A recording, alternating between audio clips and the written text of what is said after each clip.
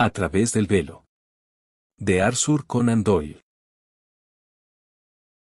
Era un hombre de la frontera, grandote, peludo y pecoso, descendiente directo de un clan de ladrones de ganado de Liddesdale. Aún con estos orígenes, no había ciudadano más sobrio y cabal, concejal de Melrose, miembro del consejo parroquial y presidente de la sección local de la Asociación de Jóvenes Cristianos. Brown era su apellido, y Brown y Handyside, el nombre impreso en la fachada de su almacén de comestibles, en la calle principal. Su mujer, Maggie Brown, de soltera Armstrong, venía de una antigua familia de ganaderos, de la remota zona de Teviothead. Era menuda, morena y de ojos oscuros, y tenía un carácter nervioso, impropio de una escocesa.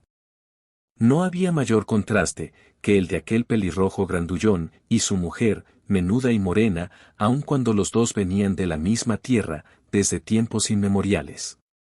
Un día, era el primer aniversario de su boda, fueron a ver las excavaciones del castro romano de Newstead. El lugar no era especialmente pintoresco.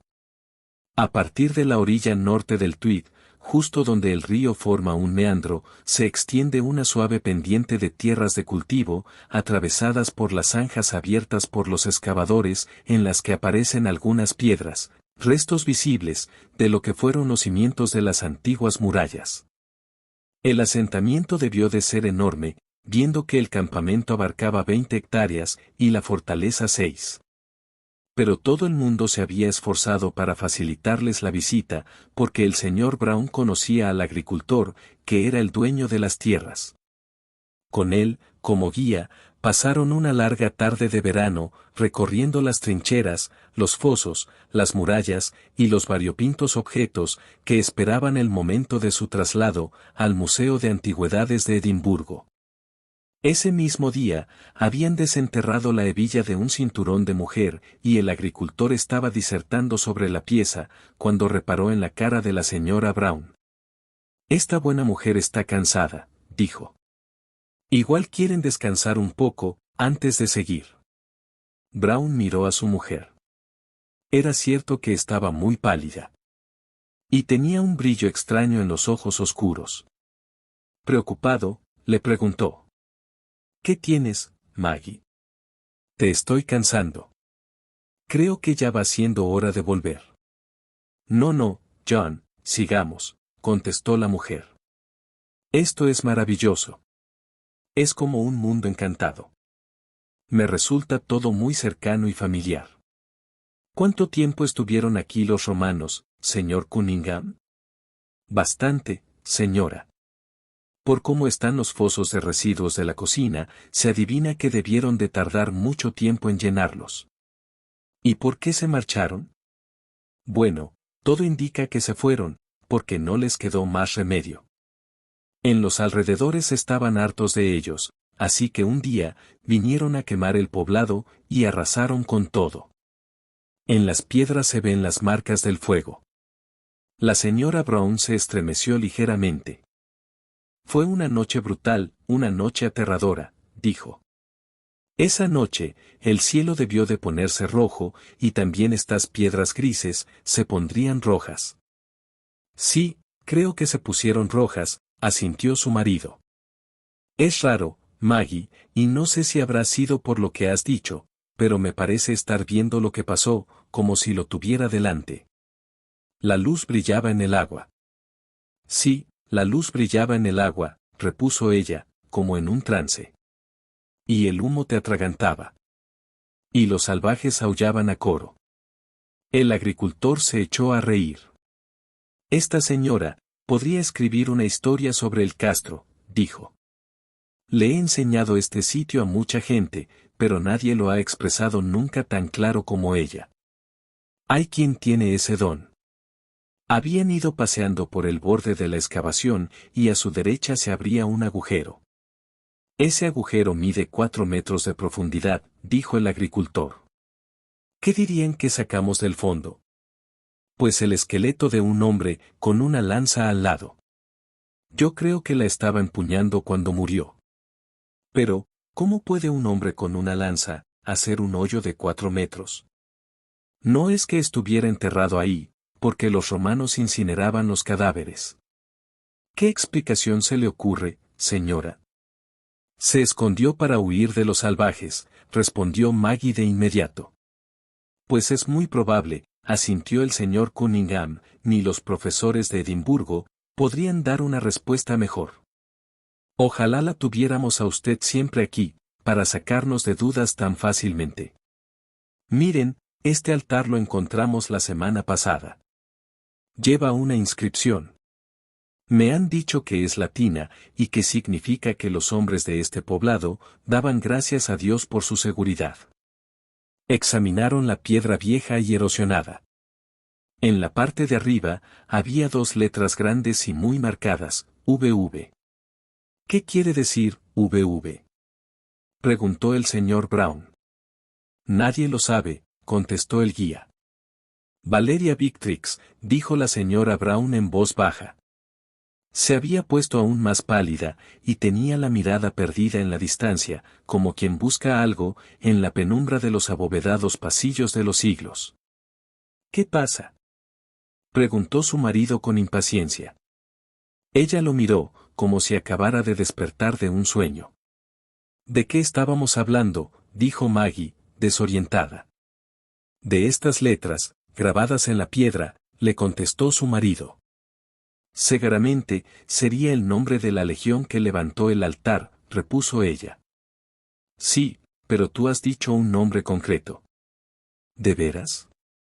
¡Qué absurdo! ¿Cómo voy yo a saber el nombre? Has dicho algo parecido a Victrix, creo. Eran suposiciones. Este sitio me da una impresión rarísima, como si fuera otra persona en vez de yo. Sí, es un sitio extraño, asintió su marido, mirando a un lado y a otro, con un gesto casi de temor en los vivos ojos grises. A mí me pasa lo mismo. Creo que vamos a dar las buenas tardes al señor Cunningham y a volver a Melrose antes de que oscurezca. Ninguno de los dos podía quitarse de encima la curiosa sensación que les había dejado la visita a las excavaciones. Era como si de aquellas zanjas húmedas salieran miasmas que se les hubieran metido en la sangre. Pasaron la tarde callados y pensativos, y los pocos comentarios que hicieron indicaban que los dos estaban pensando en lo mismo. Brown pasó una noche intranquila, y tuvo un sueño singular, tan nítido, que se despertó tembloroso y sudando, como un caballo asustado. Intentó contárselo a su mujer, cuando se sentaron a desayunar por la mañana. Era todo clarísimo, Maggie. Nunca, estando despierto, he visto nada con más claridad. Tengo la impresión de tener las manos manchadas de sangre. Cuéntamelo. Cuéntamelo despacio, dijo ella. Y él le contó su sueño. Empezaba en la ladera de un monte. Yo estaba tumbado en el suelo. El terreno era pedregoso, y había matas de brezo. Oía la respiración y los murmullos de los hombres en la oscuridad que me rodeaba. Aunque no veía a nadie, al parecer había una multitud. A veces, se oía el leve tintineo del acero, seguido de varias voces que susurraban. Yo llevaba en la mano un garrote retorcido, y con pinchos de hierro en la punta. El corazón me latía muy deprisa, y tenía la sensación de que estaba a punto de ocurrir algo, de que corría un peligro grave. Una vez, se me cayó el garrote, y de todas partes llegaron voces, que pedían silencio en la oscuridad. Estiré una mano, y toqué el pie del hombre que estaba tendido delante de mí. Tenía a alguien pegado a mi costado por ambos lados, pero nadie decía nada. Entonces, empezamos a movernos. Parecía, como si toda la ladera del monte resbalara hacia el valle. Al fondo, había un río, y un puente de madera que formaba un arco alto. Al otro lado del puente, se veían muchas luces, antorchas en una pared. Todos los hombres agazapados, íbamos hacia el puente como un río humano. Hasta ese momento, no se oía ningún ruido, había como una quietud aterciopelada. Y de pronto, un grito resonó en la oscuridad, era el grito de un hombre, apuñalado por sorpresa en el corazón. El grito se intensificó unos momentos, y dio paso al rugido de 1 millar de gargantas enfurecidas. Yo iba corriendo. Todo el mundo corría. De repente, la oscuridad de la noche se iluminó con la luz de una antorcha, y pronto, el río era como una gran línea de fuego. Por fin, veía a mis compañeros. Eran más diablos que hombres, salvajes de barba y pelo largo, cubiertos con pieles. Estaban todos locos de rabia, daban saltos a la vez que corrían, con la boca abierta y sacudiendo los brazos. La luz del fuego les daba en la cara. Yo también corría y maldecía, igual que los demás. Entonces, oí un fuerte chasquido, y supe que la empalizada de madera que rodeaba el castro, se había partido, bajo el empuje arrollador de aquella turba de hombres enloquecidos, entre los cuales me encontraba yo. Un silbido intenso en los oídos, me indicaba que volaban flechas alrededor de mi cabeza. Me caí al fondo de un terraplén, y vi una mano, que alguien me tendía desde arriba. Me agarré a ella, y me subieron a la cima. Miramos hacia abajo, y vimos hombres armados con lanzas. Algunos de los nuestros se abalanzaron contra las lanzas. Los demás nos sumamos, y matamos a los soldados romanos, antes de que pudieran sacar de nuevo las lanzas. Gritaban en un idioma desconocido, pero no tuvimos clemencia con ellos. Los arrollamos como una ola, y los pisoteamos en el barro, porque eran pocos, y nosotros montones. Me encontré rodeado de edificios, y uno de ellos estaba ardiendo. Veía salir las llamas por el tejado. Seguí corriendo, hasta que me quedé solo entre los edificios. Alguien pasó corriendo por delante de mí. Era una mujer. La cogí del brazo, la sujeté de la barbilla, y le volví la cabeza, para verle la cara a la luz del fuego. ¿Quién crees que era, Maggie? Su mujer se humedeció los labios secos. Era yo, dijo. Él la miró, sorprendido. ¿Lo has adivinado? Sí, eras tú. No es que se te pareciera. Es que eras tú. Veía la misma alma en tus ojos asustados. Estabas blanca, preciosa y espléndida, a la luz del fuego. Yo solo tenía una idea en la cabeza, llevarte conmigo a casa, al otro lado de los montes, y tenerte solo para mí. Me arañaste la cara. Te cargué al hombro, y busqué la salida con la luz de las casas en llamas, hasta que volví a verme envuelto en la oscuridad. Entonces, ocurrió lo que recuerdo mejor de todo. Pero, ¿qué te ocurre, Maggie? ¿No te encuentras bien? ¿Quieres que pare? Dios mío. Tienes exactamente la misma cara que tenías anoche, en el sueño. Te pusiste a gritar. Un hombre vino corriendo a la luz del fuego. Llevaba la cabeza descubierta, y tenía el pelo negro y rizado. En la mano, empuñaba una espada, corta y ancha, poco más que una daga. Trató de apuñalarme, pero resbaló y cayó al suelo. Yo seguía sujetándote con una mano, mientras con la otra. Su mujer se había levantado de un salto, con la cara desencajada.